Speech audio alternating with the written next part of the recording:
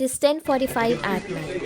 You close your laptop after a long day. You are finally ready to relax. But then Can you quickly check this file? Need a quick edit before tomorrow's morning.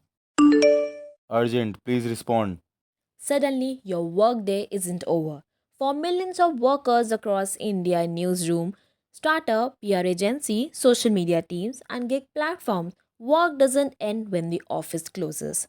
It follows them home into their evenings, into their weekends, and sometimes into their sleep. Welcome to Unplugged India, the right to disconnect. I'm your host, Disha Gupta, and today in this podcast, we will ask a simple but a powerful question. Do workers in India have the right to switch off? In today's digital world, work travels everywhere. Email reach us on our phone, office groups follow us on WhatsApp, Slack notifications buzz through dinner, and the expectations to respond instantly really never disappears. For many professionals, especially in the media and communication industries, the workday has become endless. Journalists chase breaking news into late night. Social media managers track trends 24/7. PR professionals handle crises at midnight. Freelancers and gig workers remain constantly available in hope of securing their next assignment. But this constant connectivity comes at a cost. Studies across the world link long work hours and digital overload to rising burnout, anxiety, sleep disorders, and poor work life balance. And India is no expectation. That's where a new idea entered the conversation, the right to disconnect.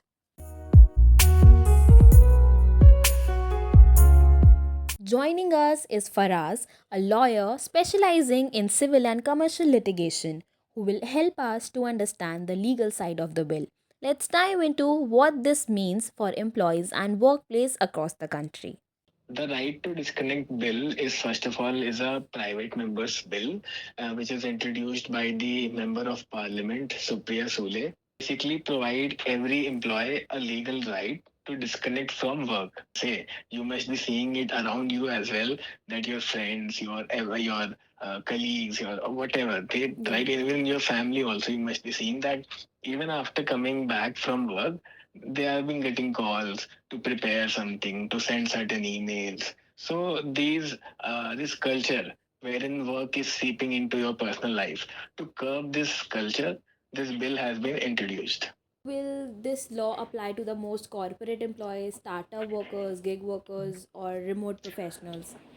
This bill specifically talks about the employees and the employees which are associated with any company which is registered under the Companies Act or societies which are registered under the Societies Registration Act, Hmm. which have more than 10 employees, mainly covering the formal private sector employees of ID companies or large corporates or let's say NGOs, educational institutions, etc.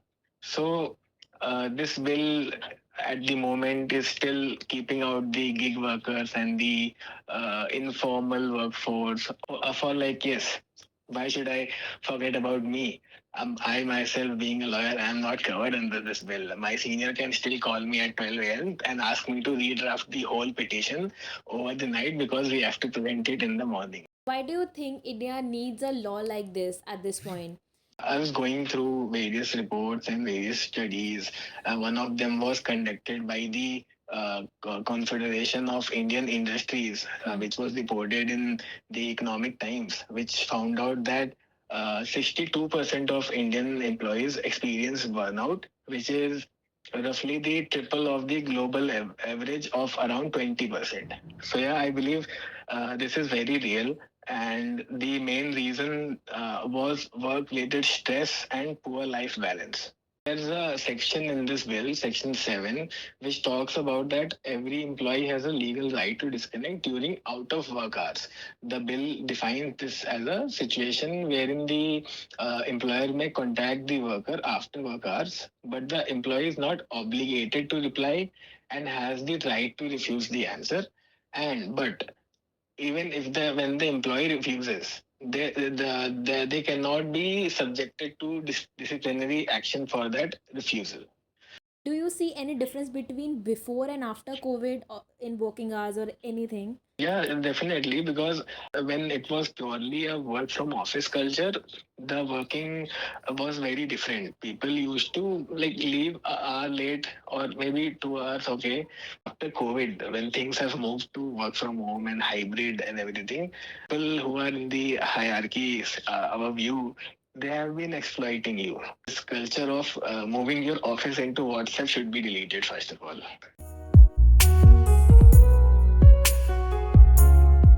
Over the past decades, India's work culture has changed dramatically. Corporate jobs demand long availability. Digital media operates in a 24/7 news cycle, and technology has made it easy for work to enter in every corner of our lives. Abhishek Mukhopadhyay, a journalist and a radio broadcaster with Akashvani, joining us to share his insights. The idea of right to disconnect sounds ideal, but do you think it is realistic in fast-paced breaking news driven industry like media? Why or why not? Well, the media professional today is like a lighthouse in a restless shore. He's always standing awake, guiding ships through the night while the rest of the world sleeps.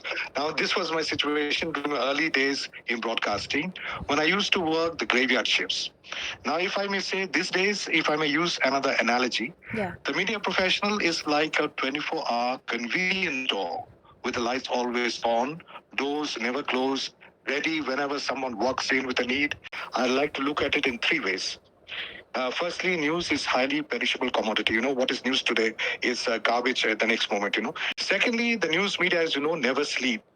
It operates around the clock. How different is the experience for people working night shift, freelancers, contract based roles compared to those in more in stable positions? We have different categories of people working for our organization, Akashvani here in New Delhi. We have casual, contractual, and permanent staff. And the casual staff mostly, they man the night and the early morning shifts. And the freelancers, they work for us as and when required. They are called special assignments. And the contractual staff, they work full time, as do the permanent staff. Let's take some insights from the PR perspective as well. Joining us next is Avyukta Adlakha from Connect Publics, a PR agency that works closely with brands and organizations on communication strategies. In your line of work, when does the work actually end? If it ends at and how that constant connectivity change that boundary? When you talk about field itself in marketing, there's no end, there's no time when it ends, there's no boundary. You might get a mail at 12 a.m. in the night also, and that's pretty much doable, specifically if you're dealing with any sort of international clients. You do not have a boundary or a timeline. Usually the day starts at 9 a.m. But if you have an event, if you have anything shoots, it may start at 4 a.m. So there's no boundary as such. Yeah. So do you feel there is an unspoken expectation in media industry to always be available even outside official Absolutely. work hours? Absolutely, absolutely. In fact, that being said, you will have clients will call you at maybe 11 or 12 messaging. Again, WhatsApp is one of the biggest problem here. What I'll say is, because if you have emails, you're not expected to respond to an email immediately. Yeah. But if you are using WhatsApp, if you are active on groups, once you have seen the message, once you have seen and it's blue tick, you're like obligated to respond to it. Because if you don't do it, the other person will consider like that as like rude and unprofessional. So, can you recall a moment when you being constantly on took a poll on your mental health, personal relationship, or quality of work that has every affected? Day, every day, legit every day. So, I was working on this project, and uh, it since it was with another international client, it was with Australian person, and now their entire team was very supportive, very available and everything in that sort. But I had this obligation in my mind constantly that even if they mail me at 3 a.m. at night, I have to reply it at 4 a.m. at night, like immediately. So I couldn't sleep because I was constantly thinking, yeah, I have to reply it, even though they did not say anything like that, and they were not replying to me immediately. So This, now when I look into it deeply, it comes from the conditioning which has been done to us from college level, from internship level, that it does not matter what time it is, and you are obligated to respond immediately.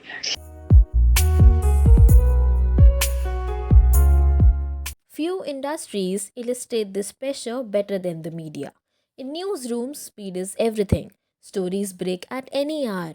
Deadlines move constantly. But the experience isn't the same for everyone. For many women in the media, the pressure of constant availability intersects with the another challenge, that is care responsibilities. Prakriti, working at Indian Express, will share her insights on it. In your line of work, when does the work actually end? If it ends at, and how that constant connectivity change that boundary? So on paper, the work ends at the scheduled logging off time for everyone. But sometimes, of course, as you would expect, the work goes beyond the scheduled hours, and it is expected of us as journalists, as a duty for us to be working beyond those hours if something comes up, and it's not really seen as extra work, but it is seen as that duty that we have to carry for ourselves. For example, if there's like a breaking that came up at 2:50 p.m. and my logging out time is at 3 p.m. and the breaking has to go as a single copy and a live log, and I started that during my shift at 2:50 p.m. So even at 3 p.m. I am expected to continue it, not immediately hand it over to the next shift, which is fair work wise if you think of it. But our line of work is such that the bad part is no one really notices the extra time you have worked because it's not considered extra time, it's considered part of your duty. Connectivity has, of course, changed that, and changed that for the worse, I would say. Because especially during remote situations, because at office when once you log off, even if it's late, it's considered that you have logged off in most cases. Now, right now that I'm working a remote desk job, having worked in the office before, I can sense a shift in terms of my availability throughout the day. Like, even if it's my week off, there would be an unexpected scheduled meeting right in the morning without prior information, and it is expected of me to join that.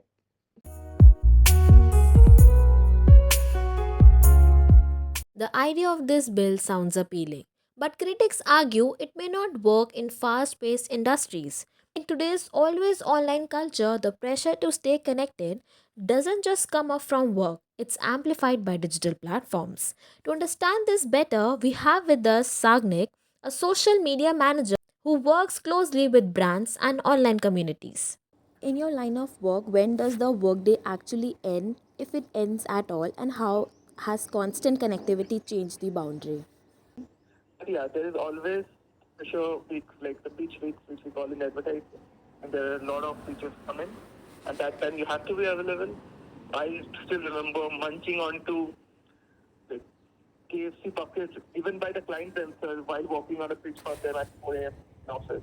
So these kinds of days are there, but you have to make your boundaries yourself so that the employers know that as much as you love the work, you're not available all day. You love the work, but you can give only 7 hours or 8 hours at the office.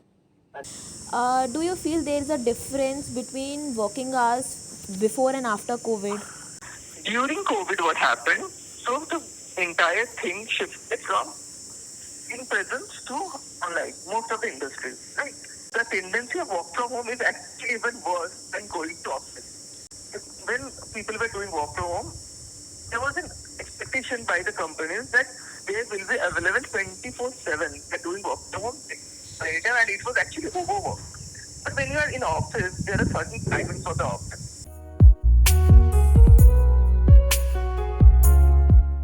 Globally, some countries have already experimented with such laws. In France, companies with more than 50 employees must negotiate digital communication limits outside work hours. The goal isn't to stop urgent work, it's to stop unnecessary work from the invading personal time. Not everyone supports the right to disconnect. Some companies worry it could affect productivity, but many experts challenge that idea. They argue constant availability does not equal productivity. To shed light on how this affects our mental and physical well being, we have with us health expert Tejas. How does constantly staying connected to work through calls, messages, and emails affect the personal mental health? Nowadays, work life balance is something that is not really talked about much anymore. There was a time period wherein it was at its height, wherein people were actually able to draw their boundaries and keep distance. But nowadays, it's like if you're not working, you always have this threat that you're going to be addressed about it, and then it can result in your own termination from the company, which is a really concerning thing for a person, right? Because it's their source of income. Being perpetually reachable is an ideology that has become normalized. But the thing that people do not understand is that it makes the nervous system into like a lower grade of alertness. Basically, the brain interprets unread notifications and these pending messages as threats or triggering uh, factors that can induce mild to chronic cortisol release, which is basically the stress hormone from within your body.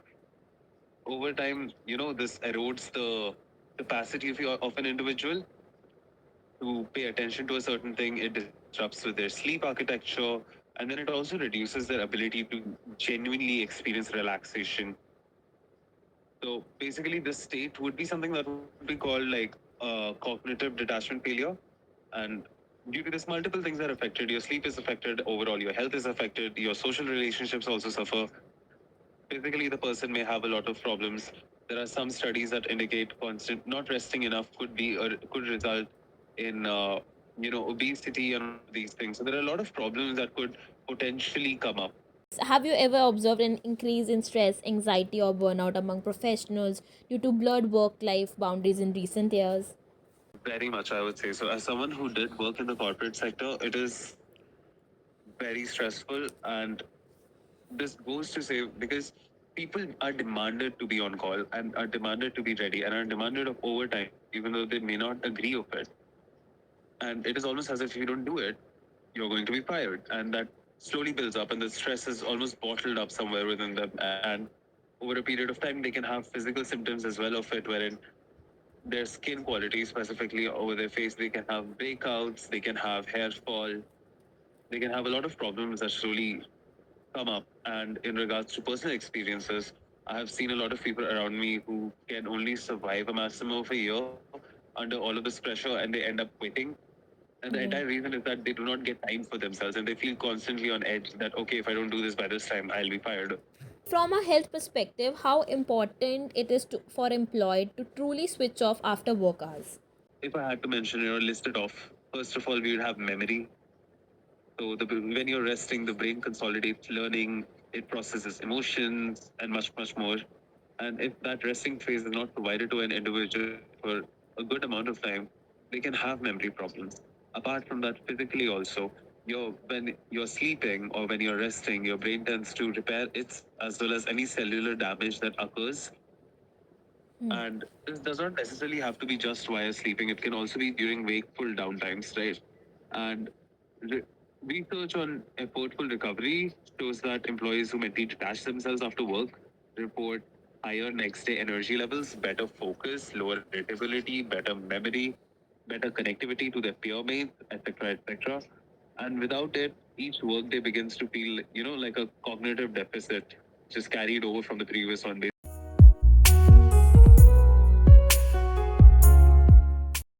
In a world where our phones never stop buzzing, the idea of disconnecting can feel almost impossible. But perhaps the real question isn't whether we can disconnect, it's whether we should be expected to stay connected forever. For millions of workers in India, the right to disconnect is not just about law, it's about reclaiming something simple and essential: time to rest, time to live, time to away from work. Because sometimes the most productive thing we can do is switch off. You have been listening to Unplug India, the right to disconnect. This is Disha Gupta, your host. This podcast is student-led initiative and a part of my final project dissertation as a master student at SIMC. Till then, signing off.